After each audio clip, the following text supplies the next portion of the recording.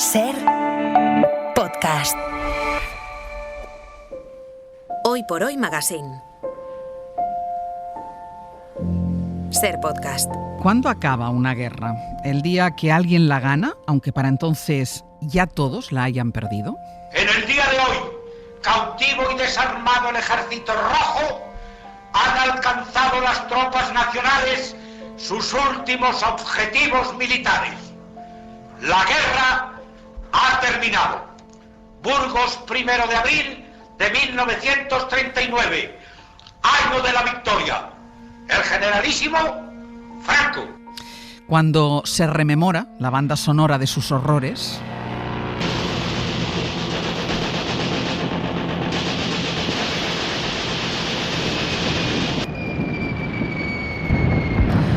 cuando te la cuentan o escuchas por primera vez. Cuando salí hacia el frente, iban conmigo otros muchachos, todos de Terrassa, aunque la mayoría no los conocía. Los hermanos García Sagués, Miquel Cardús, Gavi Baldric, Pipo Canal, el Gordo Dena, Santi Brugada, Jordi Godallor, todos muertos. O, por ejemplo, cuando alguien, como nuestro invitado de esta mañana, decide recorrer física y emocionalmente el viaje que su padre hizo al interior del infierno hace ahora casi 90 años. Mi padre apenas viajó. Solamente ya jubilado, en una ocasión a Cuba para visitar a una hija que hacía una especialización médica y algo muy poco dentro de España. Pero con 18 años hizo por obligación un viaje que le llevó a cruzar la península ibérica de extremo a extremo y que le marcaría por siempre, pues fue para ir a la guerra, de la que volvió milagrosamente, ya que le tocó participar en algunas de las peores batallas de la contienda civil española, la de Teruel y la de Levante, con un punto de inflexión en la Sierra de Espadán, en la provincia de Castellón, donde a punto estuvo de perder la vida. Estas son palabras escritas por el escritor Julio Llamazares, quien 86 años después ha recorrido el mismo trayecto que hizo su padre durante la Guerra Civil, cruzando de extremo a extremo prácticamente la península ibérica y rememorando en un libro, El viaje de mi padre, publicado en la editorial Alfaguara, aquella odisea de la que su progenitor salió milagrosamente vivo. Julio Llamazares, buenos días. Muy buenos días, ¿qué tal? Muy bien, Julio, ¿las guerras acaban cuando se habla de ellas y se explican a los demás o no acaban nunca? Las guerras, como las vidas de las personas, duran mientras alguien las recuerda, directa o indirectamente. Y alguien dijo que una guerra civil dura 100 años después de terminada, porque se supone que es el tiempo en que sigue pesando sobre la memoria individual y colectiva de la gente. Y en mi caso ha sido así. Cuando mi padre era joven y yo un niño o adolescente, primero que no hablaban casi, por muchas razones, de la guerra porque lo pasaron muy mal, y segundo porque en esa época tú no les escuchas a los padres, luego te arrepientes y al final haces lo que yo hice hace 1 año y medio, que es un día me lié la manta a la cabeza y dije voy a conocer los lugares por los que pasó mi padre. Es verdad una cosa que has dicho, que en muchos casos la gente no habla, sigue habiendo en generaciones, nos vamos acercando al final de esto, pero en generaciones el miedo atávico a hablar de ello, pero en tu caso tu padre sí hablaba, era tú que no escuchabas. Hablaba poco, contaba algunas anécdotas y hablaba, por ejemplo, del frío de Calamocha. Hay que recordar que fue el peor invierno de la península, que llegó a haber 22 bajo cero en Teruel, y que había días en que las tropas no combatían por el frío y por la ventisca de nieve. Hablaba de algunos episodios concretos, pero procuraba no hablar mucho porque se veía que les dolía. A toda la gente que fue a la guerra obligada, como mi padre con 18 años, o sea, casi un niño, volvió, si volvió o no volvió, o si volvió herida de muerte desde el punto de vista moral. Has mencionado ya el frío, que fue un contendiente más en esa guerra y sobre todo en esa batalla y en esa zona. Miren cómo lo recordaba en sus crónicas el periodista del New York Times, Herbert Matthews. Los ojos se nos llenaban constantemente de lágrimas por lo intenso del dolor. Los dedos de las manos se nos hinchaban y se nos dormían. Y de los pies desaparecía toda sensación que no fuera una frialdad glacial insoportable. Nos costaba respirar y no nos podíamos detener en ningún sitio para mirar por los prismáticos porque el viento nos zarandeaba. que el viento había estado rugiendo a más de 80 kilómetros por hora durante los 4 largos días de la batalla, durante 2 de los cuales nevó con fuerza, mientras en el suelo todo se convertía en hielo. Todo se convertía en hielo. ¿Ese frío también fue la mejor expresión de la hostilidad con la que se puede definir esa guerra? Sí, en el caso concreto la batalla de Teruel fue así. Hay que tener en cuenta que en la batalla de Teruel combatieron 100.000 por cada bando, la mayoría jóvenes de 18 a 20 años. Era la edad que tenía tu padre más o menos, ¿no? 18 recién cumplidos. Y que murieron 40.000, y que de los 40.000 que murieron para conquistar una ciudad que tenía entonces 17.000 habitantes, que cambió de manos 2 veces, murieron 40.000, de los cuales se calcula que la mitad murieron por congelación y hubo muchísimos amputados, porque con 20 bajo cero ahora te quedas en casa o vas al bar, pero en una trinchera a las 5 de la mañana mojados, cuando iban a relevarlos, muchos ya se habían convertido en hielo, como recuerdan algunos de los combatientes. Tú ahí viviste, mientras hacías este recorrido, en primera persona los efectos del cambio climático, porque tú mencionas en más de una ocasión la bonanza de ese invierno en el que tú haces el recorrido. Claro, en realidad yo hice 2 viajes, uno de invierno a Teruel, que fue el primer viaje que hizo mi padre. Luego estuvieron un mes en Zaragoza descansando, decía él, y al mes les llevaron a la ofensiva Levante, a Castellón, a la Sierra Espadán y finalmente al Ebro, pero ahí ya no lo continuó. Y yo quise hacer los 2 viajes en la misma época que lo hicieron mi padre y sus compañeros, en vagones de ganado, como cuento en el libro, y tuve la mala suerte, o la buena suerte, no sé, que hizo un invierno de estos de cambio climático, y había en Calamocha, que había 20 bajo cero cuando ellos estaban allí, quemaban las puertas de las casas para calentarse, pues había 15 grados. Tú podías ir en mangas de camisa prácticamente. Podía ir en camisa como ahora, sí. A tu padre la guerra le pilla en el bando nacional y lucha con los sublevados con el bando nacional. ¿Esto le marcó de alguna manera ideológicamente? Sí, pero a la contra, yo creo, tampoco es que fuera muy... Mi padre sería lo que podríamos llamar ahora un demócrata cristiano en términos políticos. Sí. Mi padre, cuando empezó la guerra, tenía 16 años. Tenía 4 hermanos y 2 combatieron en cada bando. Por eso el primer capítulo... combatías donde te tocaba, donde unos por ideología, 2 por ideología, o 3, y otros, como mi padre y un hermano, porque les tocó en zona nacional, zona de Franco, digamos.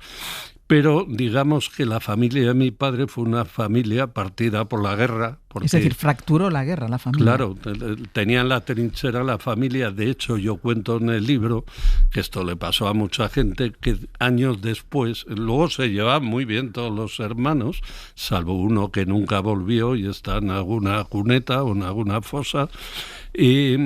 Lo curioso es que mi padre, pasado el tiempo, se enteró de que en la batalla de Teruel un hermano suyo estaba en las tropas de enfrente.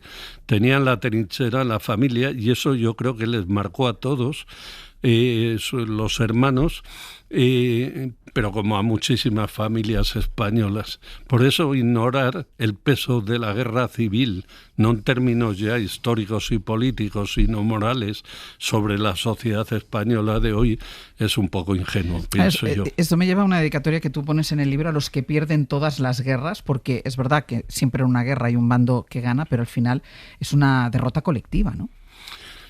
Antes de esa dedicatoria, por otra dedicatoria, que es a los que perdieron la guerra civil española de uno y otro bando. Porque al final los únicos que las ganan son los del bando que gana y a la vez los dirigentes de ese bando, los que tienen interés. Hubo alguien que dijo, y yo lo recuerdo en el libro, que las guerras son un lugar, un acontecimiento en el que luchan jóvenes que no se odian por culpa de viejos que se odian. Yo suscribo completamente, plenamente esa afirmación. Al final todos volvieron derrotados, toda la gente que tuvo que ir por obligación, y siempre esa herida planeó sobre la mayoría de la gente, salvo los muy fanáticos, del bando vencedor, porque los del bando perdedor, aunque fueran fanáticos, perdieron la guerra. ¿Hay una parte de arrepentimiento de no haber escuchado más a tu padre? Bueno, escuchas a Saturnino, que te cuenta, Sí. que te cuenta cosas, que es la persona, con el hombre, el joven, que hace toda la guerra con tu padre. Es que hay un personaje en el libro fundamental, porque mi padre murió relativamente joven, con prácticamente la edad que yo tengo ahora, pero mi padre tenía un íntimo amigo con el que fue y volvió de la guerra, que era maestro de escuela como él, y ese hombre murió con 95 años, con lo cual le pude preguntar a él lo que no le pregunté a mi padre, y ahí reconstruí un poco el itinerario que ellos hicieron en la guerra y que yo hago en el libro, en el viaje. Más o menos, porque en la guerra la gente no va con el GPS y con un plano. Tienes que asaltar una trinchera y no saben la mayoría de las veces ni por dónde iban. Y bueno, pero eso nos pasa a todos, Sí. ¿no? Todos nos arrepentimos siempre de no haber escuchado más a los padres y a las madres. Es decir, de no haber intentado entenderles más, porque cuando somos jóvenes pensamos que la única vida interesante es la nuestra y cuando nos damos cuenta a veces ya es tarde. Se convierte también el libro en un viaje por esa España que va perdiendo habitantes, esa España de pueblos donde vive muy poca gente. Claro, comparándolo con el movimiento de tropas que había durante la guerra y que tú además lo contrapones muchas veces, ¿se pierde también en estos lugares la memoria? Es decir, la gente de estas localidades, a medida que van muriendo los que algo vieron de aquella guerra o algo le contaron, ¿desaparecen como escenario de la guerra? ¿La gente se olvida? La gente se va olvidando, la gente desaparece, salvo en algunos puntos como Zaragoza o Castellón, que ya son más grandes, pero van pasando las generaciones y la memoria se va convirtiendo en lo que una autora finlandesa llamó la posmemoria, el Inalikainen. La memoria es lo que recuerda a la gente que vivió los acontecimientos, la historia es lo que escriben los que no los vivieron pero lo estudian desde fuera y la posmemoria, es la memoria heredada por los hijos, por los nietos, etcétera. Se va diluyendo pero nunca desaparece del todo, porque es que al final, y eso explica un poco el sentido del libro, los paisajes guardan como una pátina, son como espejos que incorporan como un vaho las historias que sucedieron en ellos de manera, no la guerra, cualquier cosa. Cualquiera que sepa lo que sucedió en tal paisaje, en tal lugar, ve ese paisaje con otros ojos. La memoria es paisaje y el paisaje es memoria. Lo que pasa es que como en este país hemos tenido un problema con la memoria, o una parte del país ha tenido un problema de memoria, lo digo porque en otros países seguramente estos escenarios de la guerra estarían señalizados para que la gente los pudiera visitar. Tú mismo tienes problemas para encontrar trincheras que sabes que existen, porque además los vecinos del pueblo te dicen, sí, ahí hay, en esa loma hay una trinchera, pero hay problemas incluso para encontrarlas. Bueno, ahora se va más o menos normalizando en ese sentido. Aquí la guerra durante décadas ha sido un tema tabú, que se hablaba poco en las casas, bajando la voz, y que como que tenemos, yo creo que como tenemos como mala conciencia colectiva, recordar es de mal gusto, cuando recordar es una de las potencias del alma que estudiábamos en los libros de religión cuando éramos chavales. Hay una diferencia entre el tratamiento de la historia reciente en países como Alemania, a eso me refería, a lo que sucede en España, por ejemplo, que en Teruel no se haya conseguido hacer un museo de la batalla de Teruel con material lo que supuso. Y el material que he recogido por algunas personas como Alfonso Casasola Garay, que me va a presentar mañana en Teruel el libro, es un historiador de allí, hay muchas dificultades para hacer determinadas cosas y la memoria, es que despreciar la memoria o intentar ocultarla es absurdo, porque la memoria es como el agua, se abre siempre camino. Pues Julio Llamazares, El viaje de mi padre, publicado en Alfaguara. Muchísimas gracias por este relato, por este viaje y muchísima suerte. Pues muchas gracias a ti y un placer volver como siempre, a verte. Exacto. Un beso. Para no perderte ningún episodio, síguenos en la aplicación o la web de la SER, Podium Podcast o tu plataforma de audio favorita.